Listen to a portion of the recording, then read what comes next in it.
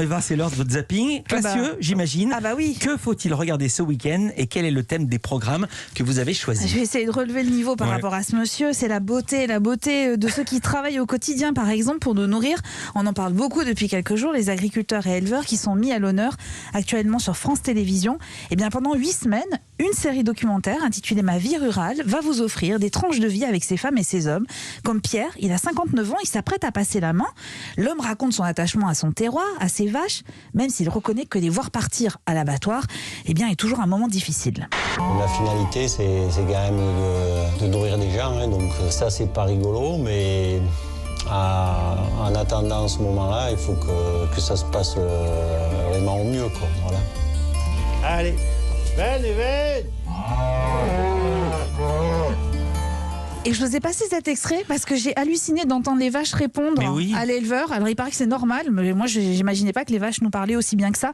Voilà, en tout cas, j'ai trouvé que la relation qu'entretient cet homme avec ses animaux est d'une immense beauté.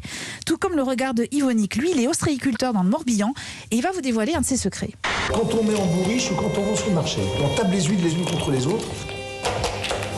C'est pour voir si l'huître est bien fermée, si elle a de l'eau. Et ça s'entend. Si une huître est blessée sur sa coquille, elle va perdre son eau. Et quand on la tape, si elle a perdu son eau, elle fera cloc, cloc, cloc. Donc on appelle ça une cloqueuse. Et ça, cette huître-là, elle part dans une manne plastique, elle sera ressemée sur le parc. Si elles doivent mourir, elles vont mourir sur le parc, mais au moins, elles ne mourront pas dans l'estomac d'un client. Et ça tombe plutôt bien, voilà, c'est une série documentaire extrêmement bien réalisée par Frédéric Martin.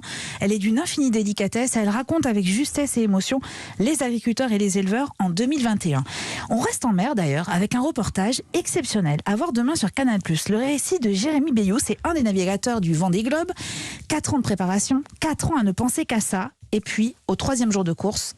Ce soir, là, on va passer un gros front, là, bien sévère. Hein. Ça m'inquiète un peu. Je sens pas l'histoire et à 5 mètres de mer là-dedans. On va essayer d'anticiper au max toutes les manœuvres, hein, comme d'hab. Mais j'ai essayé de trouver un chemin pour éviter. Eh bien, la tempête a eu raison de son bateau. Trop de casse, retour au port obligatoire, non sans émotion, vous imaginez. Le premier volet du reportage se termine pourtant avec le marin remontant sur sa Formule 1 des mers après réparation. Il a choisi de repartir, même si la compétition lui échappe évidemment. C'est vraiment la beauté du sport dans toute sa grandeur. Ouais. Et puis, la beauté est musicale aussi, avec un programme très original de Sébastien Follin. 6 comédiens musiciens de la Comédie Française chantent Gainsbourg.